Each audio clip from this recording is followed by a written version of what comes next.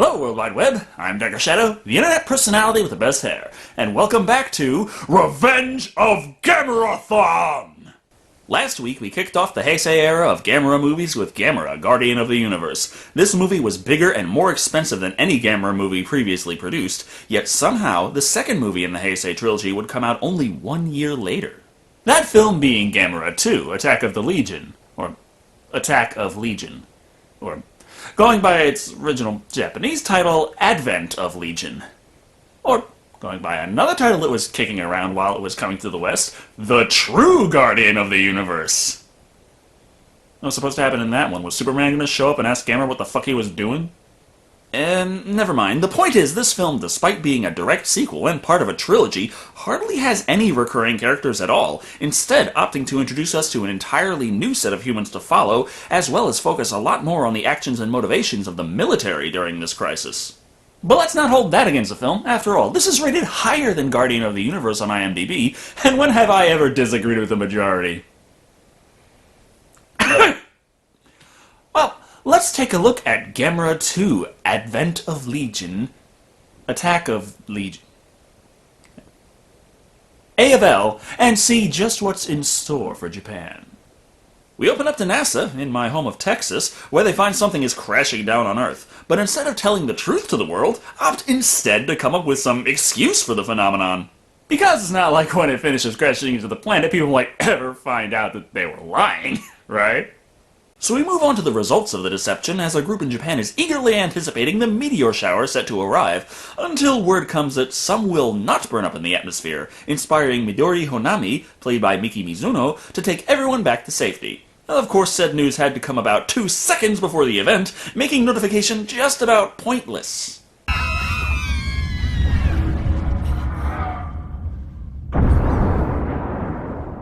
Of course, I can't help but notice they said that it would come down on their position, and it actually did 5 miles away. That's good, but if these are the scientists who are going to have to solve the impending Kaiju problem, well, it's not looking too promising. Never mind that, though. We move on to the big hero of this movie, the Self-Defense Force. What, you thought it'd be Gamera? Well, actually, very strangely, he does not appear within the first 5 minutes of film. Instead, we get Colonel Watarase, played by Toshiyuki Nagashima, and his subordinate Hanatani, portrayed by Tamutsu Ishibashi. No chemical pollution or nuclear radiation has been detected. No radiation? Well, considering the prevalence of cosmic and terrestrial radiation in, well, everything, that's actually a very strange phenomenon. But maybe that's due to the fact that the alleged meteorite is missing in action. Of course, this minor detail pales in comparison to the real problem at hand. The internet is down!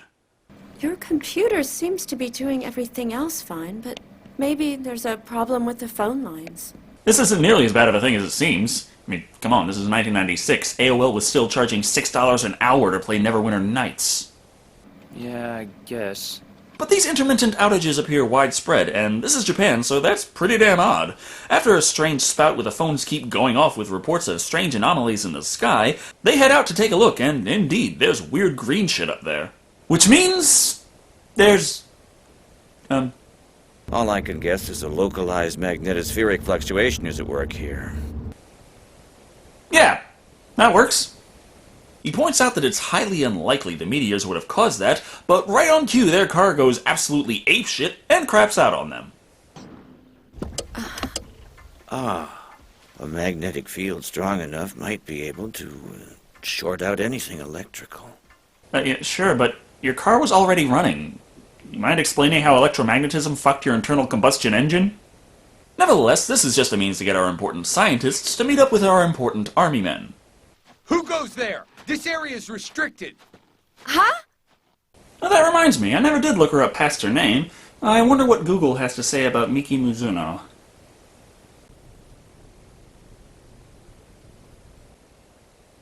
Sweet Jesus tits! Moving on, they help start her car, which is the part magnetic disturbances should be fucking up, but never mind. She overhears their talking about the missing meteor, and asks if they thought of the idea of it having moved. This obvious answer is scoffed at, naturally, but there is another strange phenomenon of note. Oh, I get it now. The alien threat came to Earth to replace all of our tools with gag items. Cap guns, peanut cans full of spring snakes. And when we are at our most vulnerable, they will send Carrot Top to finish us off. But we finally get to see a returning character from the original film with... Yujikoro Hotaro? Because Inspector Osako was such a memorable role? It's not important in the slightest, but we learn he quit his job with the police, moving far away and taking a job as a security guard because the first movie upset him that much. Even though, except for early on when Gauss was still pretty tiny, he really didn't do all that much in that movie. Likewise, his purpose here is to spot the new kaiju, albeit from a safe distance, and it also notably tiny. It then steals all the beer, possibly to wash down the fiber optic cables they've evidently been eating from all over town. No, wait. Computers and cell phones don't mix. Huh? My cell phone is a computer. And was there ever a year in which that was true? But it's her buddy in the military telling her about the beer theft. They go over the police tape of Osako's testimony, and he mentions his history. He was a cop in Nagasaki a few years ago, responding to the first Gauss invasion. The first? When the hell were the other invasions? You forgot to make movies of those! Not elaborated on, but they do explain something weird about the beer heist. The beer itself was untouched, but the glass bottles were chemically dissolved away. Oh, wait. So, the big threat to Japan is the power of efficient recycling. I'm getting confused. But our heroes aren't. They know it's alien life and must be taken care of. Later. First, we have to watch the critters in question take out the biggest threat to their invasion plan. Public transportation.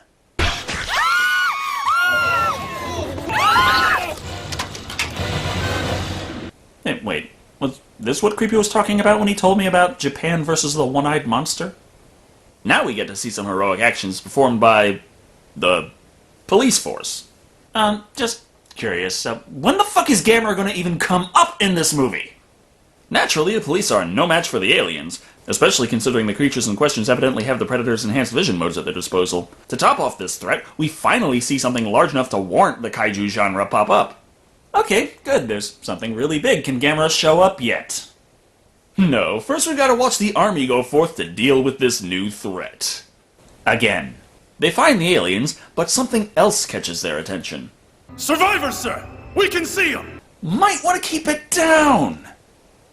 In one scene ago, you said the oxygen was at 70% with 4 times atmospheric pressure, so... not so sure about those survivors you were talking about. Let's go, people! Hurry! You're gonna be fine! The fuck is that? No, the movie file is not corrupted. I guess the director just thought that motion is overrated.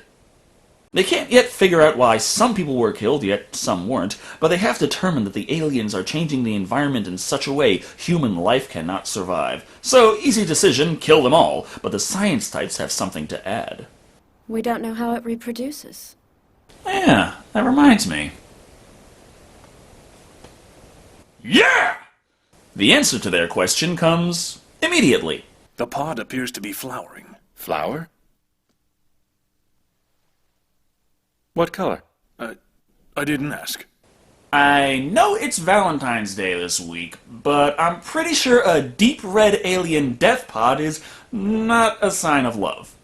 In any case, the Self-Defense Force is now set to blow up the tunnels underneath the pod in hopes of destroying the alien menace. Which reminds me, where the fuck is Gamera? But the internet's back up, so... I'll just assume he's surfing for porn. I'm not really supposed to do this. I could get in a lot of trouble with the company. Any idea when you'll be done? Wait a minute. Is he? Oh, no, he's just calculating the destruction should the alien pod ejaculate. As in, launch its seed... forget it. Their calculations show a really fucking big explosion, yet still don't answer the question exactly, as the computers die before the theatrical animation can complete. And wouldn't you know it, the pod is getting ready for the super alien orgasm of death! We gotta go now! We both saw the data simulation. No way we could ever get away in time. Damn. I guess this is it. Only one thing left to do. Yeah!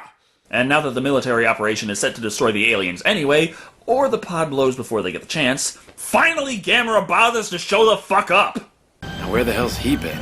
Shit, even the movie agrees. His arms turn into flippers to help him fly, which he could already do perfectly fine, so... the fuck?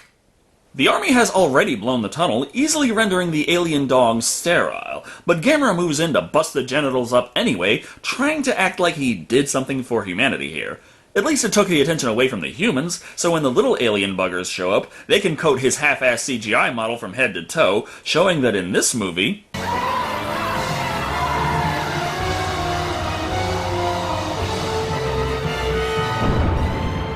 Gamera the Invincible becomes Gamera the Easily Wounded. After nearly dying from tiny bites, Gamera flies the fuck out of there, bleeding all over the place. Gamera's hurt. I waited all this time for him to show up, and then he kicks over a pre-defeated enemy and gets his ass kicked by gnats. Brilliant. A much larger version of the buggers also appears, but only the military is left to deal with this threat, so they shoot it out of the sky, no problem. What the fuck? Oh, but they finally remembered to bring up that other character they established was kind of important in the last movie. Be careful in New York, all right, Daddy? Asagi, you're looking fucking great. Especially considering you should be covered in cuts and bruises, or at least hives. Also, how convenient that your father left for the other side of the planet before the movie even started. The science types learn about Asagi from visiting the 1996 version of Gamera Wiki, and according to this, she's 14. So I got it wrong last time when I said she was 16. Of course, I got my number by comparing the actress's age with the year the movie came out in. Crazy, I know. Almost like saying a 17-year-old passes for 14. Of course, the website crashes for no apparent reason. And the web browser was evidently programmed to play some crumpling animation whenever that happens for some reason. Hey, don't be a bitch. Do something. Okay, were they even trying to take this movie seriously? Never mind. They move on to note the creatures appear silicon-based, which explains their diet, and they guess they communicate electromagnetically, and will likely target Tokyo at some point, because, hey, it's Tokyo. Wait a minute, they rebuilt the whole city in a year's time, but they haven't even bothered to pick up the debris of Tokyo Tower? Why? In any case, they're not bothering with Tokyo just yet, as before you know it, they've re-established the base of operations in Sendai. Can you hear me now?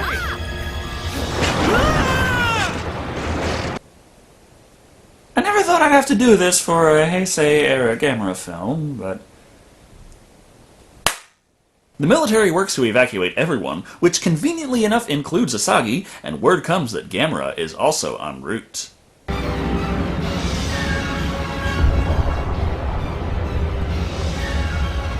Don't tell me he's going to be doing that flipper flying the whole movie. Why?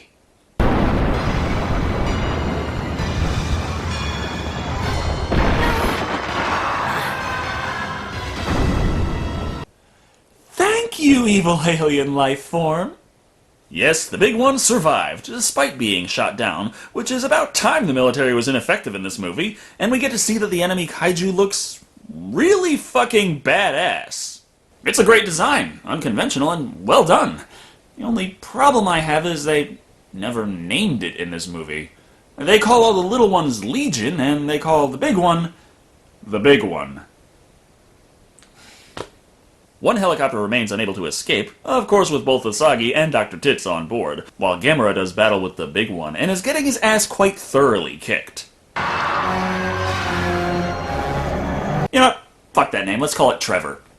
Point is, the humans slip away without Gamera having to do much of anything, and Asagi doing jack shit. Then Gamera's in a really bad spot as Trevor starts fucking destroying him, blasting off chunks of the titular character with his attacks. Gamera. Horrible wounds that do not show up on Asagi, because, after all, she was a little too useful before?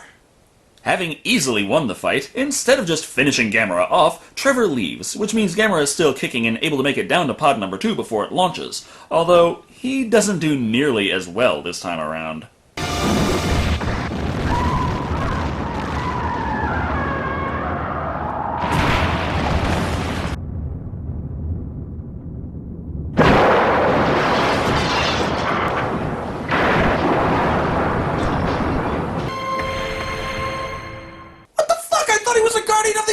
Not the Toyama Bay, bitch! Don't worry though, the Self-Defense Force is still up and operational. And now there's no more Gamera, is there? Hey, don't jump to any conclusions now, it's not like we saw the body.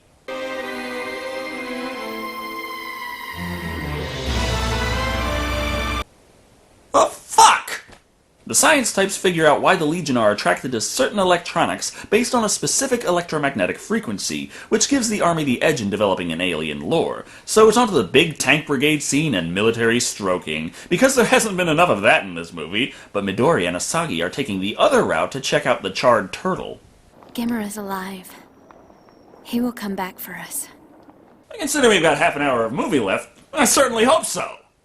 As until he does, all we've got to look forward to is these drawn-out scenes of military strategy as they track the kaiju.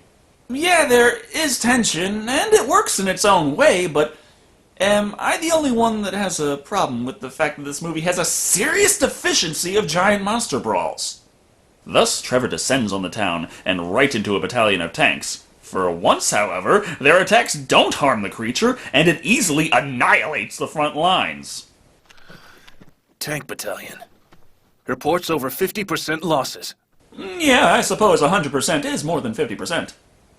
Send them back to the Tatara River to regroup. Shit, if they can still move after that, I'd tell them to keep fighting!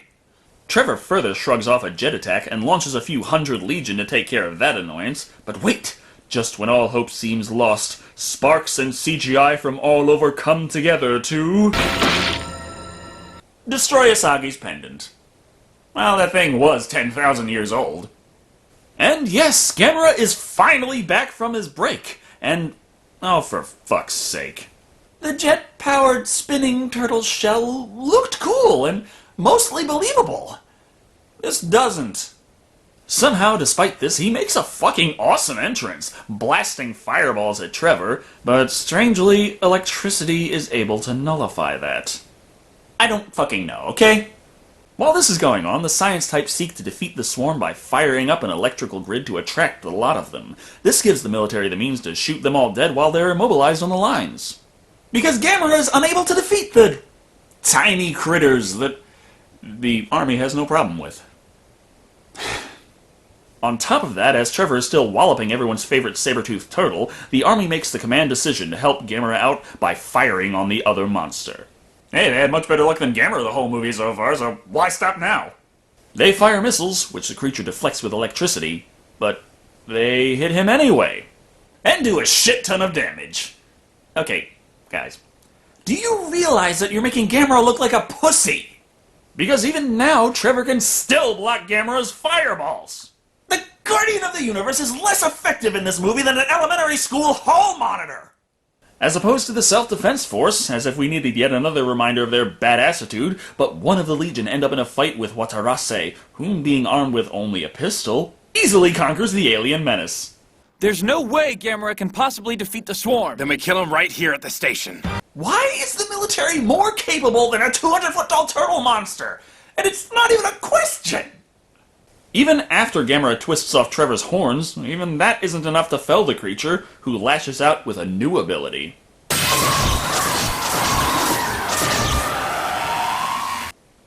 Okay, I guess it is better that Asagi no longer suffers Gamera's wounds. I mean, if she did, she'd be fucking dead. Naturally, all hope seems lost.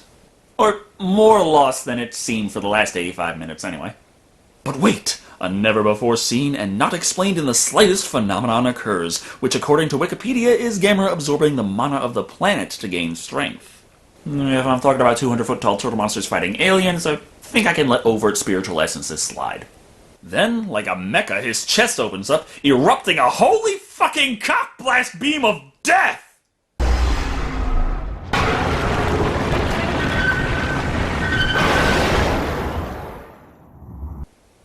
Holy shit! That was fucking awesome! Oh man! There is no way this movie can disappoint me after that. Motherfucker. Thus our story comes to a close, with Gamera barely surviving, only able to defeat one enemy by using his brand new ultimate ability, which the military probably could have finished off themselves anyway, and Asagi sad to see him go. Sayonara. So your charm broke? Big fucking deal. Didn't you watch the first movie? They found dozens of the things. Just get another one. Oh, but there is one other note before this ends. Mean that if we keep destroying life on this planet, he would... Gamera wouldn't like that. It would only make him mad. The fuck are you smiling for? Oh, Gamera fights to defend the Earth, and if we continue fucking the Earth, he'll annihilate us all. Yay! Well, that was Gamera 2, Advent of Legion, and I have no idea how the hell it got a higher rating on IMDb. To be perfectly honest, amongst critics and fans, this movie is clearly considered the low point in the Heisei series, but still, a notably higher rating from nearly 1,000 votes does confuse me. Nevertheless, while this isn't the worst Gamera film I've seen, it's clearly far from greatness. One glaring problem I had with it was the distinct lack of Gamera. It wasn't nearly as bad as Gamera vs. Baragon, where it looked like the monster was shoehorned into the script at the last minute, but Gamera doesn't feel like much of a star in this movie either. That title goes to the Self-Defense Force. In kaiju movies, it's common to see the army completely ineffective, and going against that cliche does have some potential, but the problem is the reason the military fail in kaiju films is to establish the power of the creatures in question. The side effect of giving the Self-Defense Force some real purpose in the events of this movie is that Gamera felt more and more useless. Earth never feels threatened too much, not while we have our super troops around, but Gamera's a 200-foot-tall punching bag. There were good things going on, though. The design of the big-ass alien kaiju was fantastic, and it looked fucking beautiful. The way it moved lent very little evidence to the fact that it was merely a guy in a suit. Also, Gamera's new super attack was a nice addition to his repertoire. His flappy flight, not so much. But look past that. In fact, never speak of it again. The point is, plot and story-wise, Gamera 2 was decent, and the characters, while not as fleshed out as those in the original, were ones you could get attached to. It has some problems with its presentation of the hero, but really damn awesome battles make up for that a bit, allowing Gamera 2 Advent of Legion to come in at 3 prank lighters out of 5. It's got problems, but there's still enough to like about this movie in the long run. Except for the fact that it took a half hour for Gamera to even show up. That sucked. Thank you all for watching. I've been Shado, and remember, it's always worth doing a little extra research. Yeah!